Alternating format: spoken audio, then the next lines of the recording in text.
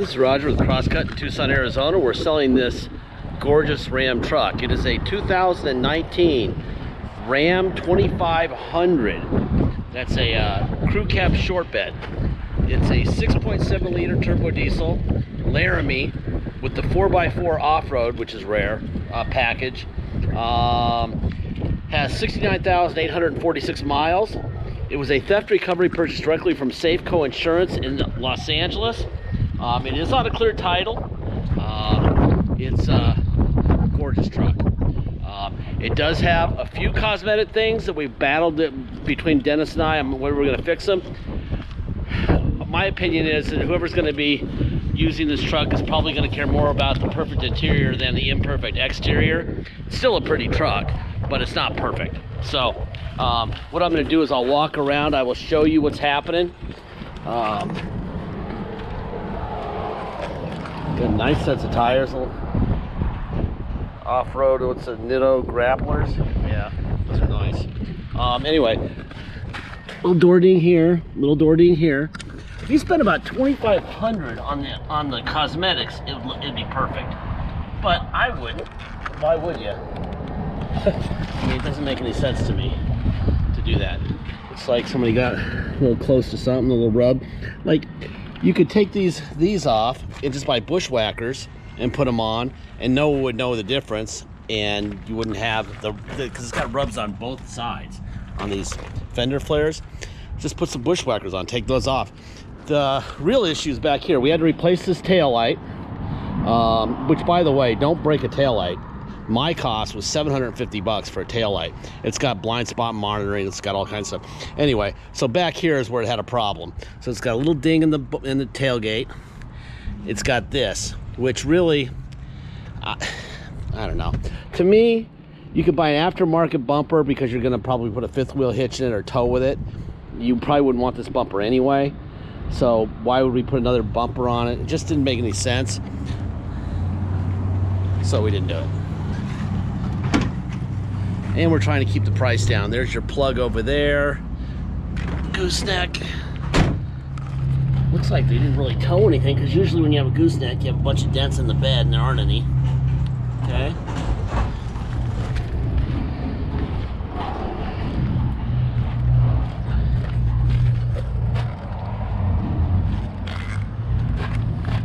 Whoever owned this truck liked to get close to things. There's this little rub. There's a little bit of...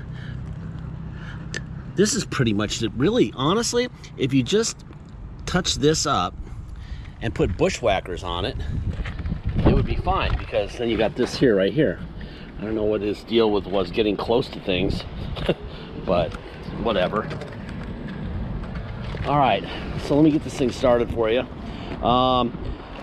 What did we do to this truck? In a second, I'm gonna start this truck up. Well, I'm gonna start it right now using the remote. Oh, there you go. There you go. Now she's running. Let me get in here and put the key in here and touch the start button and the whole bit so it doesn't shut off. Oh, it did. Remote cancel.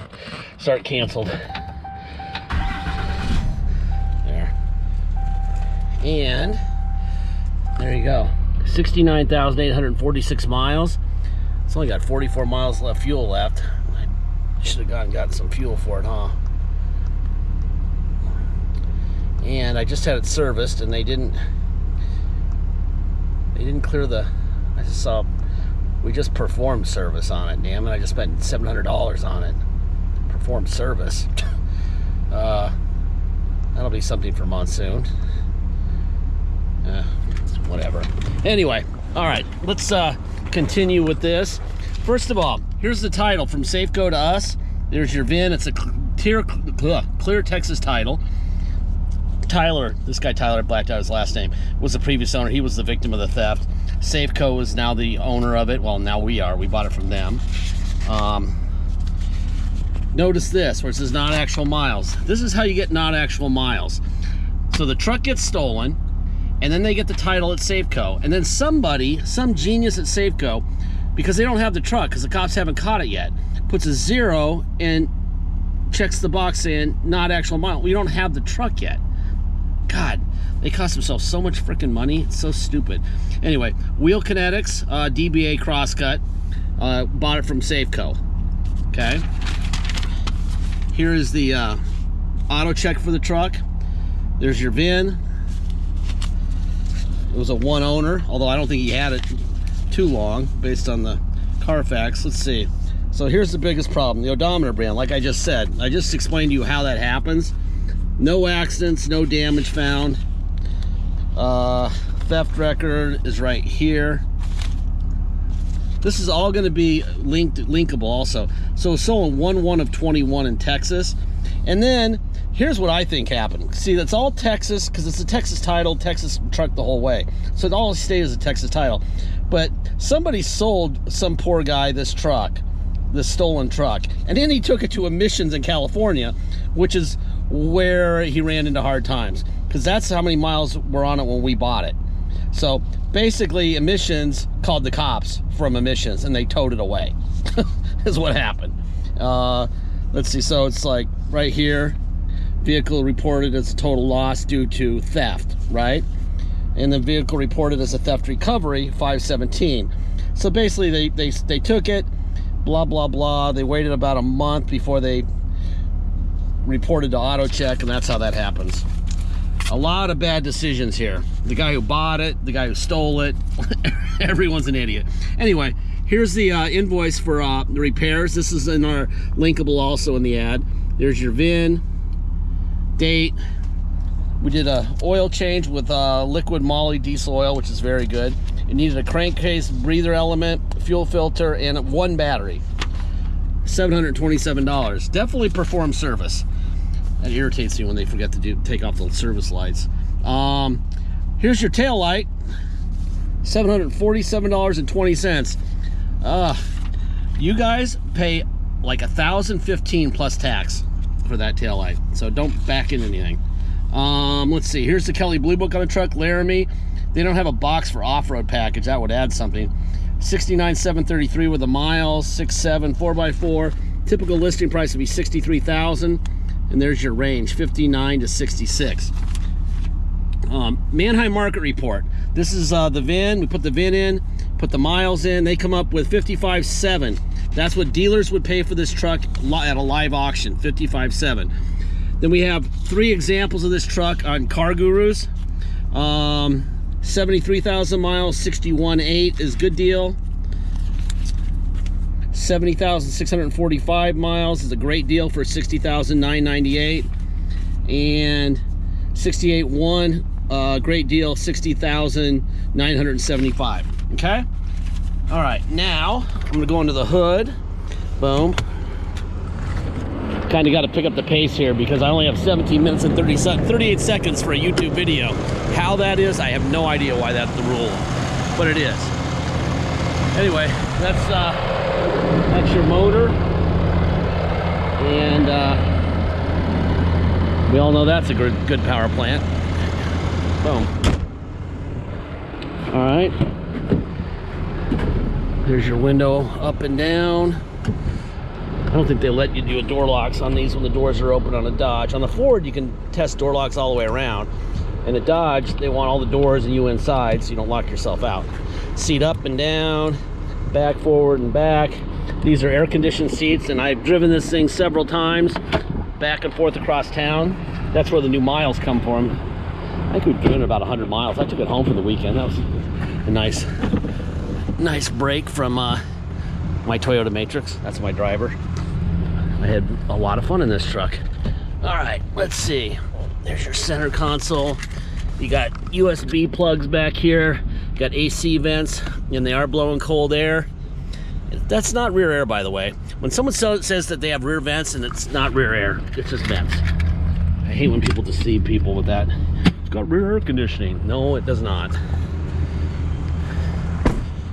Plus you're in a truck, in the cab of a truck. I don't really think anyone needs rear air conditioning, but I love when my fellow dealers try to tell people it's got rear air conditioning. It irritates the crap out of me. God, it's a pretty truck. Nothing going on up there. All right, window, window, window, window. Let's see, mirror. Mirrors are cool. So you go like that, that's this side, and then you hit this button one more time with that, and that's the outside button when mirror. Tilt, see the little piece on the outside moving? On the other side, that's the outside piece moving up and down, there's that. Then I hit it again, and the big mirror will, that's out, in, up, and down, okay? Seat forward, back, up, down, back, forward, back. You got pedals. Let's see how those work. That's up, and that's down. The pedals moving there. You got tilt wheel here. There's that. Headlights. HID lights. Yep. Oh, there you go. Really cool truck. You got the sensors in the front. You got the surround cameras, so you get the whole feel around the truck, right? All right, I am taking way too much time here. I'm gonna get busted by the clock here in a second.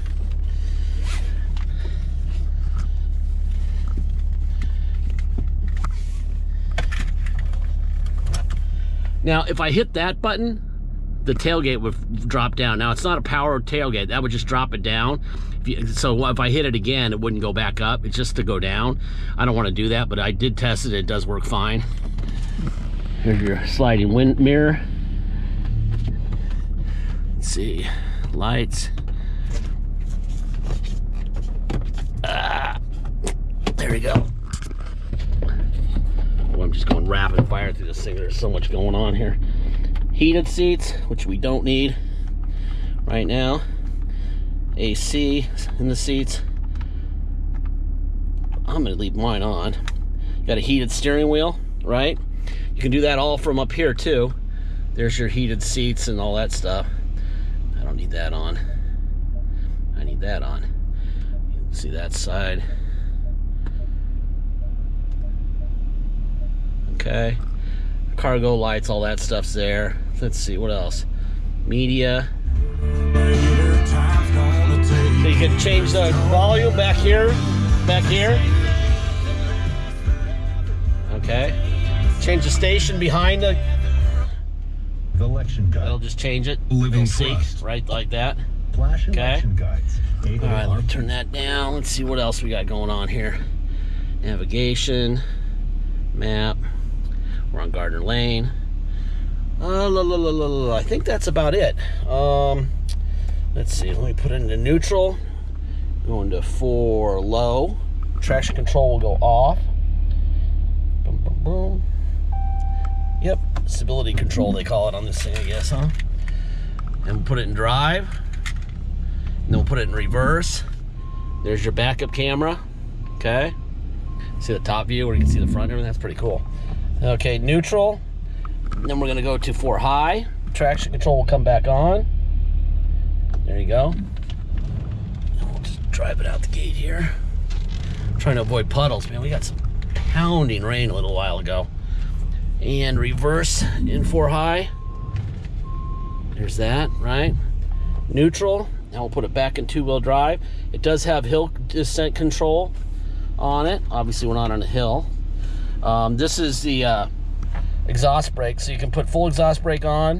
You can put automatic exhaust brake or exhaust brake off. I just run with it off because I don't want to wear it out. Plus, there's no reason to have it on, right? There's our sticker right there for oil change. 74,770 is the next time. And I think let's go for a ride. All right. If you come to Tucson to drive this truck home, you will pay the following. You will pay your state tax rate, whatever that is, plus our city tax of 2.7% and a $250 dock fee. If you pay by wire and ship this truck out of state, all you're gonna pay is the grid pump price and that's it. No tax, no dock fees, nothing. Once we receive full payment, we'll fill out the title with your name or your company's name and address. We will sign it off to you, scan it in your online file, and we will mail it to you, all right? You'll have the truck shipped to you. Obviously, the title will be in your mailbox before the shipper. I don't want to go through that puddle, so I'm gonna go straight. Maybe we'll just go out to the interstate. Anyway, if you need help with shipping, let me know. I can, roll the price of the shipping into the price of the vehicle so you make one payment.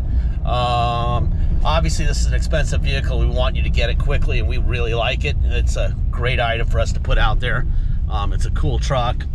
It's been gone through. It's neat. I love it. Anyway, gosh darn it, there's another huge puddle. Okay, I'm gonna go around it. I'm going around. I don't want this truck dirty. I'm parking it inside tonight too. Oh, man. All right, well, whatever. Cops come out of this road up here on the left all the time, and I don't really care. I'm keeping the truck out of the water. There. I just made it. Huh, that worked out. All right, anyway, what else? Deposit. Deposit's $500. Once we have a deposit, we have a deal. Until then, it will stay for sale. So please make sure you get your deposit in. Last part of every video I've ever done, 15 zillion videos over the last 15 years. We don't have salesmen. We don't have bottled water with our name on it. We don't have an attendant serving scones and lattes. So we don't have the bills that they have at the new car dealership. So we don't have to charge as much money.